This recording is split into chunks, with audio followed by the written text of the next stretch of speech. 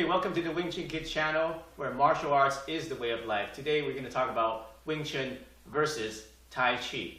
A lot of the subscribers here are asking, what's the difference between these two martial arts? I've had training in both of them for several years, each of them, and I have some basic understanding of how they work. Now, the more you understand about the principles and theories and philosophies of these martial arts, the more you'll become a better fighter, and the more you understand and deepen your knowledge about martial arts and your own skills in training. So here we go. The first major difference between Wing Chun and Tai Chi is the shape, the geometric shape. Martial arts is basically physics. A lot of people explain it that way. Wing Chun, the shape is a triangle. Now, you've seen this in a lot of training in Wing Chun. They have this triangle. That's why the wooden dummy is a triangle, the arms are a triangle. And a lot of the form this triangle. From the top view, the triangle is like this. Okay? When you're doing your chi sao, it's in a triangle. Okay? So the basic structure of the arms in Wing Chun is a triangle. It goes into the center in a wedge format. Now you make that a 3D shape, it becomes a cone. If you make a triangle and you spin it 360 degrees, it becomes a cone. So the shape of Wing Chun is a triangle, or you make it 3D, it's a cone. What is Tai Chi? Tai Chi is a circle. That's why you see a lot of round movements in Tai Chi.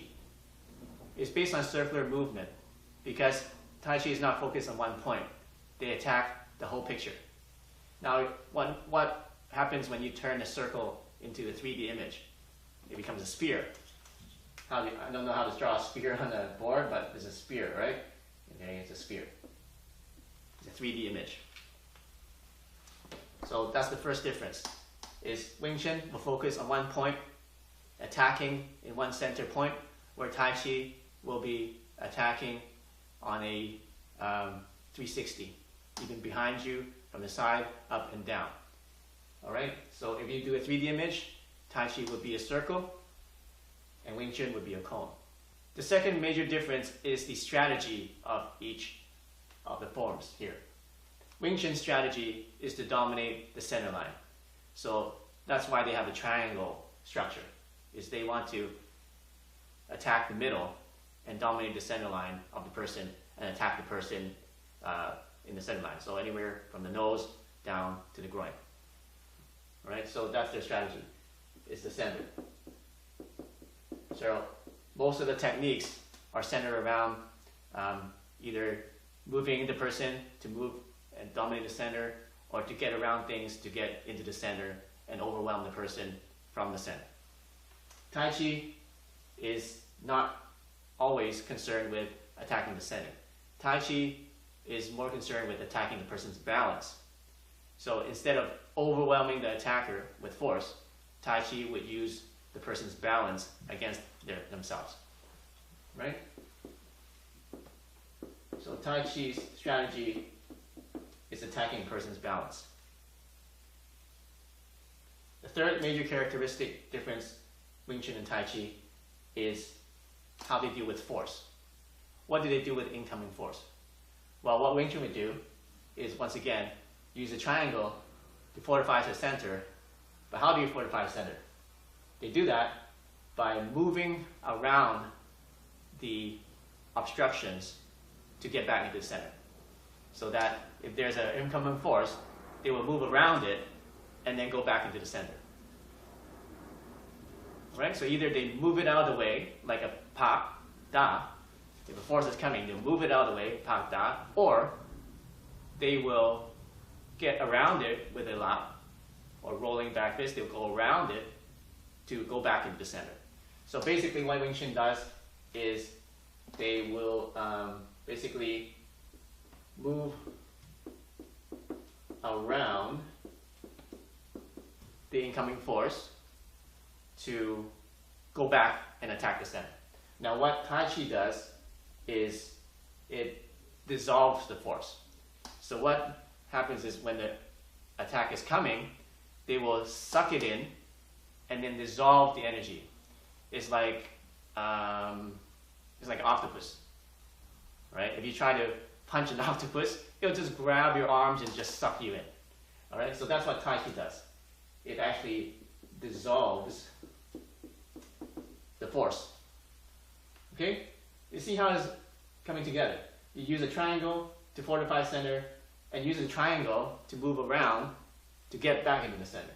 With Tai Chi, use a circle and to attack the person's balance, and then use a circle to absorb and dissolve.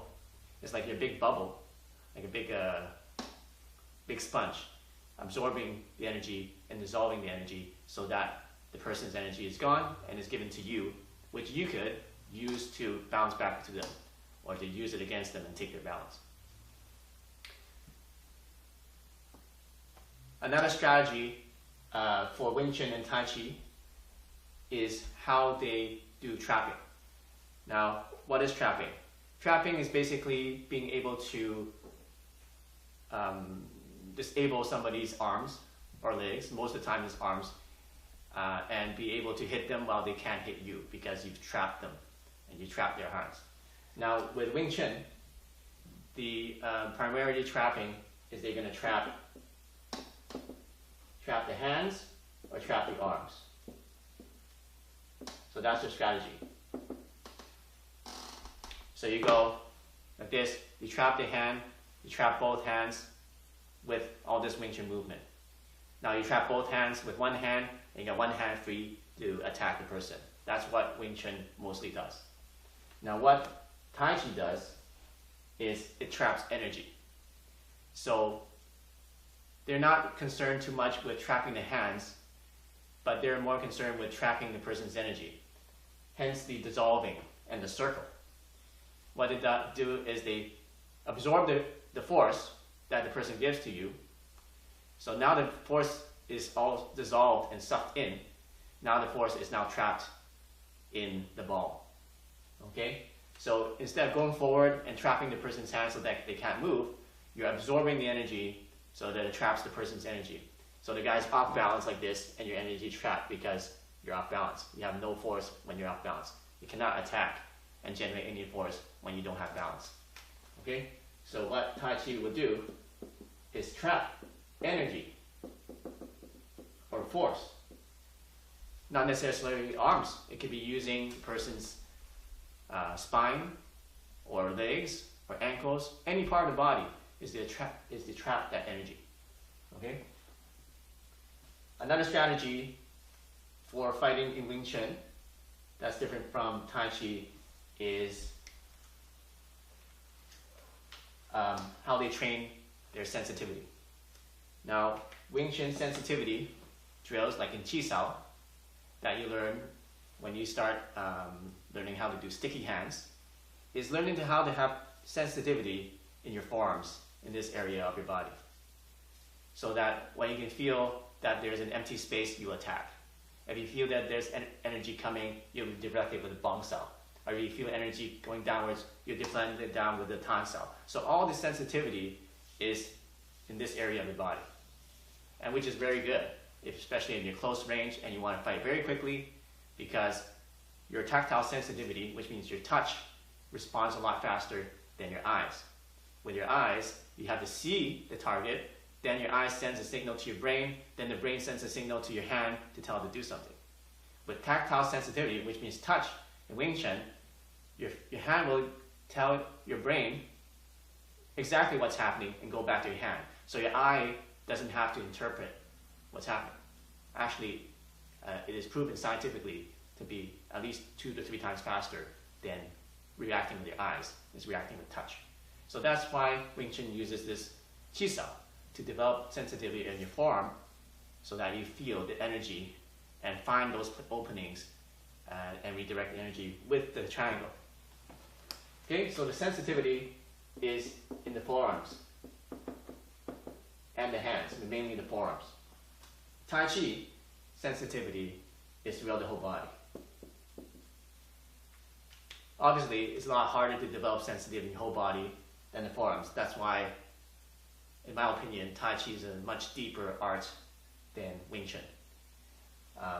Wing Chun is much easier to learn and is very useful, but if you want to master Tai Chi, it may take you a lot longer because you have to develop sensitivity, not just your forearms, because they do have sensitivity drills for the arms in Tai Chi, but then they also have drills for the entire body, even your back, which Wing Chun doesn't have.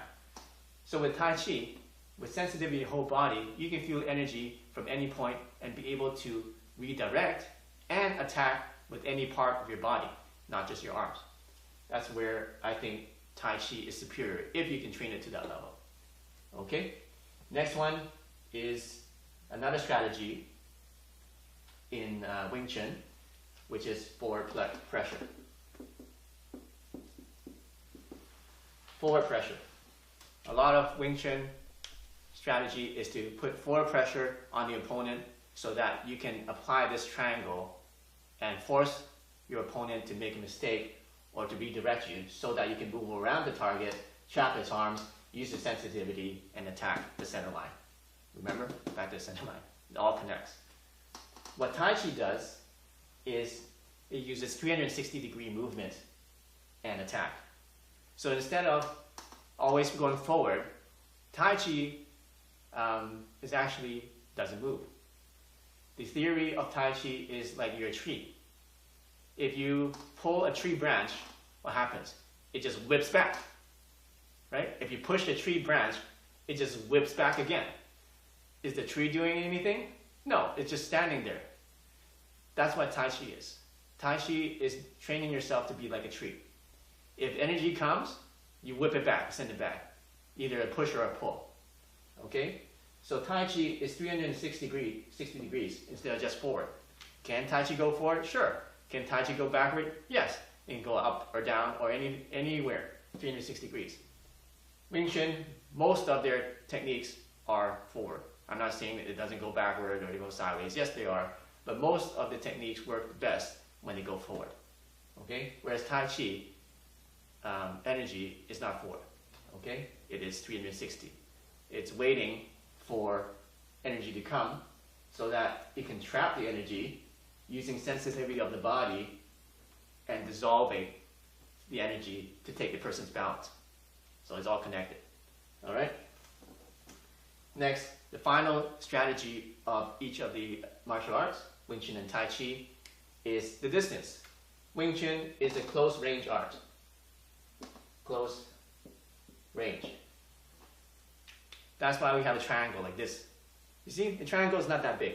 It's only the width of your forearm. So your attacker has to be about this distance away from you for you to use this triangle. Like this. Mostly close range. Most of the time. And most of the trapping, okay, and the center line, dominating center line, happens when you're in close range. And that's where the Wing Chun really shines, is in that close range. Because you're using this tactile sensitivity of your forearms to be able to do all these fast things when you're too close for the other person to react. That's what Wing Chun is for. That's why they use close range. Tai Chi can be long or short range. There is no close range or long range for Tai Chi. It can be both. So all ranges.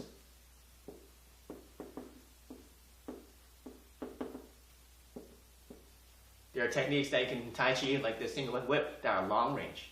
There are Tai Chi that can be short.